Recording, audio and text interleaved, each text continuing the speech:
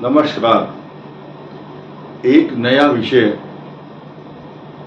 मेष राशि के लिए विशेष रूप से, वैसे तो 12 की 12 राशियों के लिए ही ये जो सब्जेक्ट है बड़ा महत्वपूर्ण है। कारण क्या है कि इस महीने 18 सितंबर से लेकर 2 और 3 अक्टूबर की रात तक, 2 अक्टूबर मान करके चलिए, आप कंफ्यूजन में ना रहें। 2 ग्रहण, सूर्य ग्रहण और चंद्र ग्रहण, इस सृष्टि पर होने वाले 2 ग्रहण होंगे। ये एक स्पेशल और विशेष खगोलीय घटना मानी जाएगी। कारण क्या है कि ये मेष राशि के द्वादश भाव, जो खर्च का भाव है, नुकसान का भाव है, वहां पर 18 सितंबर को होने वाले चंद्र ग्रहण का जो प्रभाव है वो अलग से देखने को मिलेगा। कारण क्या है कि चंद्रमा पूर्वा भाद्रपद नक्षत्र में द्वादश भाव में होगा मेष राशि के, और राहु उसके साथ होगा। तो ऐसे में मेष राशि के लिए चर्चा ना की जाए तो ये बात अच्छी नहीं है। हम एक एक चीज को आपके लिए विशेष रूप से चर्चा इसलिए करने चाह रहे हैं कि किन मेष राशि वालों के लिए खराब होगा और किस मेष राशि वाले के लिए ये अच्छा होगा, खराब होगा। पॉजिटिव निगेटिव इफेक्ट आप समझिए। शास्त्रों के अनुसार जिनकी कुंडली में जन्म से ही चंद्रमा अशुभ प्रभाव देता है, 6ठा, 8वां या 12वां खास तौर से, या ऐसे स्थान का स्वामी है, 3रे, 6ठे, 8वें और 12वें भाव का स्वामी है, तो उस चंद्रमा का उस ग्रहण के दौरान अच्छा प्रभाव देखने में नहीं मिलता है। हम यहाँ किसी इंडिविजुअल की बात नहीं कर रहे हैं, हम एक सामान्य बात कर रहे हैं, लेकिन ये बात मेष राशि के लिए इफेक्टेड है। कारण ये है कि 2 ग्रहण है ये, और इसी दौरान पितृपक्ष भी है, और पितृपक्ष का जो पूरा 15 दिन का पक्ष है, इस दौरान चंद्रमा और सूर्य ग्रहण का के साए में ये श्राद्ध होंगे, पितृपक्ष होगा। ऐसी स्थिति में कुछ लोग भ्रमित हो रहे हैं। भ्रमित क्यों है?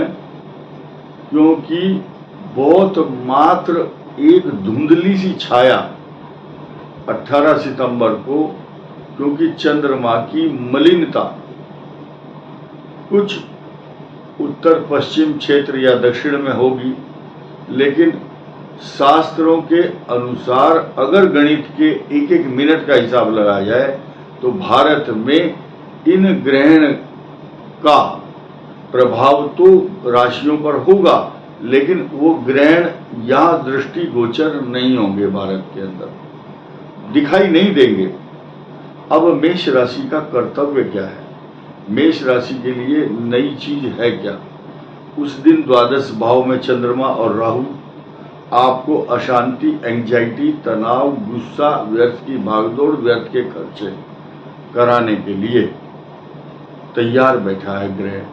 लेकिन पॉजिटिव और पहलू देखिए, और भी अच्छे अच्छे पहलू हैं। नंबर 1, आपके पराक्रम को बढ़ाने के लिए, आपके हिम्मत को, साहस को कई हजार गुना करने के लिए आपकी राशि का स्वामी मंगल 3रे भाव में भी होगा।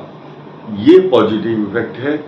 चंद्रमा का द्वादश भाव और राहु का इफेक्ट अलग, ये अलग फल है।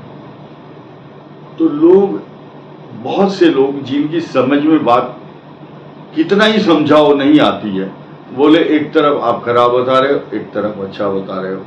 यानी कि चंद्रमा और राहु खर्च का द्योतक और कारक बने हुए हैं, लेकिन आपकी हिम्मत और पराक्रम और साहस के कारण आप बड़ी से बड़ी मुसीबतों का मुकाबला कर पाएंगे।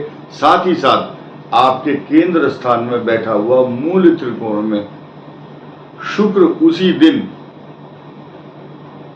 आपके सप्तम भाव पे होगा। साथ ही साथ वो आपकी राशि को 180 डिग्री तक पूर्ण दृष्टि से देखेगा।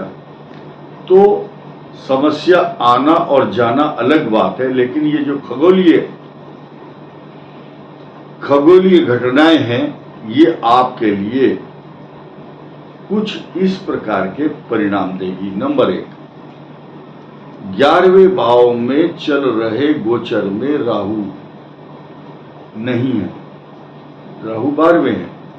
अब उसकी क्षतिपूर्ति, डैमेज कंट्रोल करने के लिए अकेला शनि ही आपके 11वें भाव में काफी है। त्रिकटे एकादशे शनि सर्वारिष्ट निवारणम। त्रिकटे एकादशे भाव में, तीसरे भाव में मंगल पॉजिटिव इफेक्ट देगा।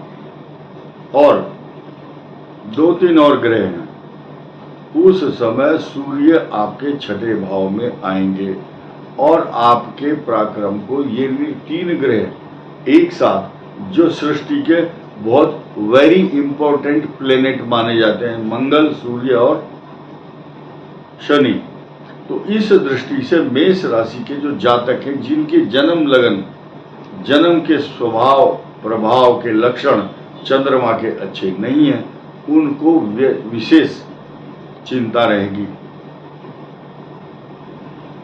तो अब हम इसमें देखेंगे कि चंद्रमा के इस द्वादश भाव का राहु के साथ मिलकर 12वें भाव में जो ग्रहण योग बन रहा है वो साइड इफेक्ट क्या दे रहा है और उसका इलाज क्या है। आपको उस दिन अपने खर्च पर नियंत्रण, अपनी भावनाओं पर, इमोशंस के ऊपर कंट्रोल, अपने पैसे को व्यर्थ में खर्च नहीं करना है, इस बात को पहले से ही मन में रखना। और ये स्थिति 2 दिन रहने वाली है आपके साथ, 18 और 19, 2 दिन। अब हम ये बताना चाहेंगे कि आपके जो माता का स्थान है, माता का स्थान है चौथा, चतुर्थ भाव में वहां होगा चंद्रमा की राशि। चंद्रमा चतुर्थ भाव के स्वामी की राशि है और वो कहां होगा? 12वें भाव में। 12वें भाव में राहु के साथ होगा और शुभ ग्रह की दृष्टि नहीं है उसके ऊपर। ये बात अलग है कि बृहस्पति आपके धन, कुटुंब और वाणी स्थान में है, वो आपके नुकसान को बचाएगा, वो आपको बड़ी बड़ी मुसीबतों से बचाने की कोशिश करेगा, क्योंकि द्वादश भाव का स्वामी भी अगर अच्छी पोजीशन में होता है तो अच्छे प्रभाव भी देता है।